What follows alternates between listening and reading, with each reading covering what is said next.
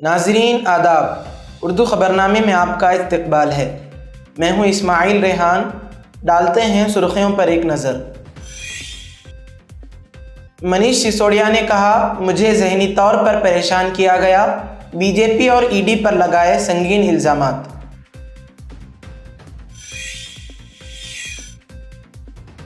سری لنکا میں بائیں بازو لیڈر کمارا ڈسانائکے سری لنکا کے نئے صدر منتخب، وزیر اعظم مودی نے مبارکباد دی۔ اسرائیل پاور حزب اللہ ایک دوسرے پر حملے، لبنانی تنظیم نے صہیونی ملک پر 150 میزائل داغے، کئی مکانات کو نقصان، اسرائیلی شہری شیلٹرز میں پناہ لینے پر مجبور۔ نتن یاہو نے کہا، ہر قدم اٹھانے کو تیار، امریکہ نے بھی کیا خبردار۔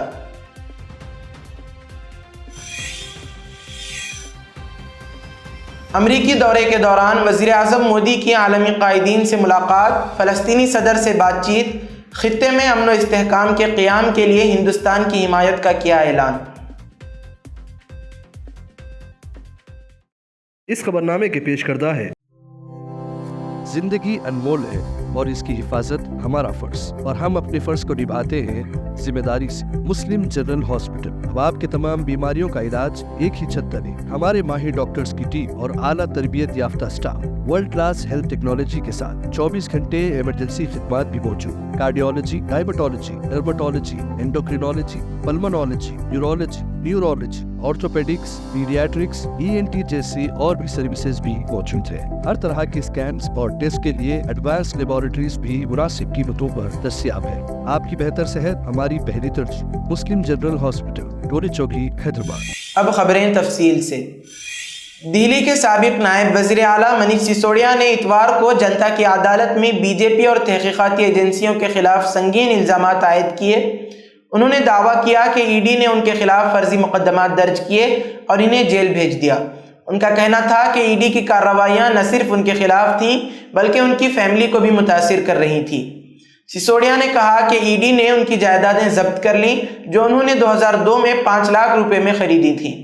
اس کے علاوہ ان کے بینک اکاؤنٹس بھی منجمد کر دیے گئے جس میں ان کی تنخواہ کے 10 لاکھ روپے موجود تھے۔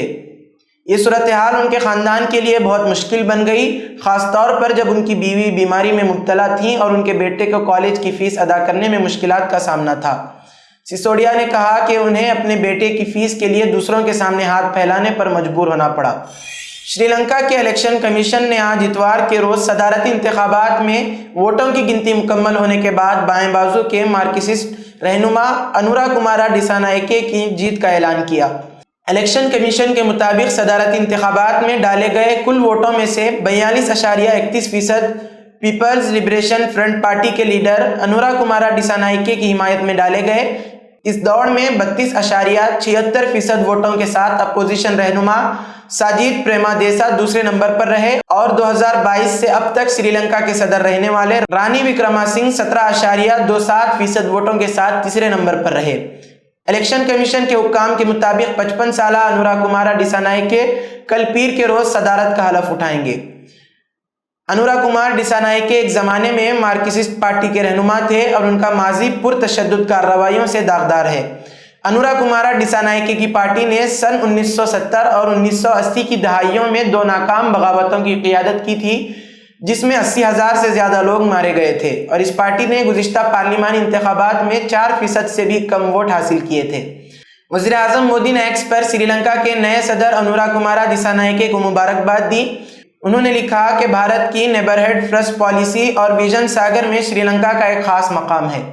میں دونوں ملکوں کے درمیان کثیر جہتی تعاون کو مزید مضبوط بنانے کے لیے آپ کے ساتھ مل کر کام کرنے کا منتظر ہوں۔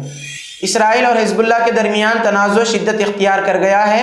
دونوں اطراف نے سرحد پار سے ایک دوسرے پر بڑے حملے کیے ہیں۔ اسرائیلی فوج کے مطابق لبنان میں قائم حزب اللہ نے اسرائیل پر 150 میزائل داغے ہیں۔ آئی ڈی ایف نے کہا کہ یہ حملہ حزب اللہ پر حالیہ حملوں کا بدلہ ہے۔ بعض اطلاعات کے مطابق حزب اللہ کے پچھلے میزائل حملوں کے مقابلے اس بار حملہ اسرائیل کے اندر بہت زیادہ گہرائی میں ہوا۔ اس حملے سے اسرائیل میں کئی مقامات کو نقصان پہنچا ہے اور کچھ لوگ زخمی ہوئے ہیں اور لوگ پناہ لینے کے لیے شیلٹرز کی طرف دوڑ پڑے۔ اسرائیلی وزیر اعظم بنجامن نتن یاہو نے کہا ہے کہ اسرائیل ملکی سلامتی کے پیش نظر جو بھی ضروری اقدام کرے گا وہ کرے گا۔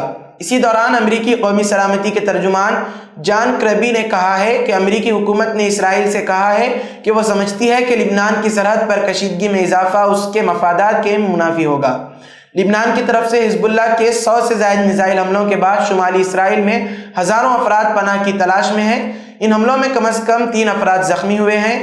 اسرائیل کا کہنا ہے کہ مشرق کی جانب ایک ملک سے اس کی سرزمین پر میزائل بھی داغے گئے ہیں۔ لبنان کی سرحد کے قریب اسرائیل کے بندرگاہی شہر حیفا اور شمالی اسرائیل کے دیگر علاقوں میں اسکول بند کر دیے گئے ہیں۔ اس کے علاوہ ایک جگہ زیادہ لوگوں کے جمع ہونے پر بھی پابندی عائد کر دی گئی ہے۔ وزیر اعظم نریندر مودی نے اپنے امریکی دورے کے دوران دنیا بھر کے کئی رہنماؤں سے ملاقات کی ہے۔ پی ایم مودی نے نیو یارک میں فلسطینی صدر محمود عباس کے ساتھ 2 طرفہ ملاقات کی۔ پی ایم مودی نے اسرائیل فلسطین مسئلے پر اپنی بات کو دہرایا۔ وزیر اعظم مودی نے فلسطینی صدر محمود عباس کے ساتھ اپنی تصویر انسٹاگرام پر شیئر کرتے ہوئے لکھا، نیو یارک میں صدر محمود عباس سے ملاقات کی، خطے میں امن و استحکام کے قیام کے لیے ہندوستان کی حمایت کا اعادہ کیا، فلسطین اور ہندوستان کے درمیان اس پرانی دوستی کو مضبوط بنانے کے بارے میں تبادلہ خیال کیا گیا۔ وزیر اعظم مودی نے کویت کے ولی عہد شیخ صباح خالد احمد الصباح سے بھی ملاقات کی۔ پی ایم نے تصویر کے ساتھ پر لکھا، کویت کے ولی عہد شیخ صباح خالد احمد الصباح کے ساتھ بہت معنی خیز بات چیت ہوئی۔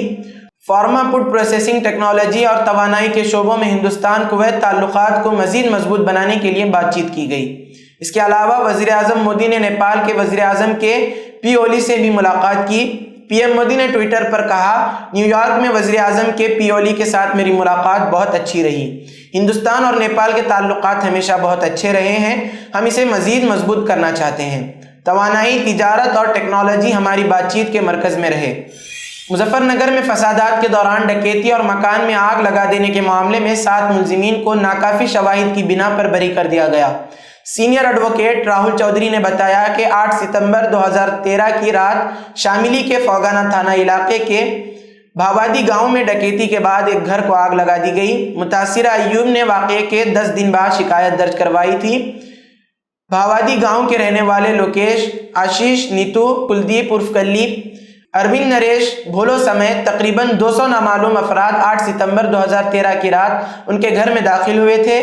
نعرے بازی کرتے ہوئے ملزمان نے گھر کو گھیرے میں لے لیا اور اندر گھس کر لوٹ مار کی تھی۔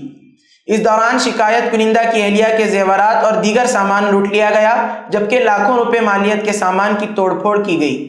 کسی طرح شکایت کنندہ اپنے ارکان خاندان کے ساتھ کیرانہ ریلیف کیمپ پہنچا اور پناہ لی۔ اس کے بعد حملہ آوروں نے ان کے گھر کو آگ لگا دی، جس سے زبردست نقصان ہوا۔ استغاثہ کے مطابق ملزمین کے خلاف مقدمہ درج کرنے کے بعد SIT نے کیس کی جانچ کی اور عدالت میں چارج شیٹ داخل کی۔ اس واقعے کے کیس کی سماعت فاسٹ ٹریک کورٹ 3 میں ہوئی۔ استغاثہ کی جانب سے 6 گواہ عدالت میں پیش کیے گئے۔ اسرائیل کے ذریعے غزہ میں جاری جنگ کو 1 سال ہونے والے ہیں۔ دریں غزہ کی تباہی اور بربادی کے بعد اسرائیل نے اب اپنے توپوں کا رخ لبنان کی طرف کر دیا ہے اور لبنان کے حزب اللہ اور اسرائیل کے درمیان جنگ جاری ہے۔ غزہ میں اسرائیلی نسل کشی کے خلاف پوری دنیا میں آوازیں بلند ہو رہی ہیں۔ ہندوستان میں بھی انصاف پسندوں نے اسرائیل کو ہتھیار سپلائی نہ کرنے کا مطالبہ کیا ہے۔ دریں اثنا ہندوستان اور اسرائیل کے درمیان بزنس سمٹ کو لے کر بھی طلباء اور تعلیمی اداروں میں بے چینی پائی جا رہی ہے۔ ہندوستان اور بیرون ملک یونیورسٹیوں کے 1300 سے زائد طلباء اور فیکلٹی ممبران نے بنگلورو میں انڈین انسٹیٹیوٹ آف سائنس کو ایک خط لکھا ہے، جس میں ان سے کہا گیا ہے کہ وہ 23 ستمبر کو ہونے والی آئندہ انڈیا اسرائیل بزنس سمٹ کو منسوخ کر دیں۔ انہوں نے کہا ہے کہ اس پروگرام سے فلسطین میں اسرائیل کے اقدامات کی حمایت کا پیغام جائے گا۔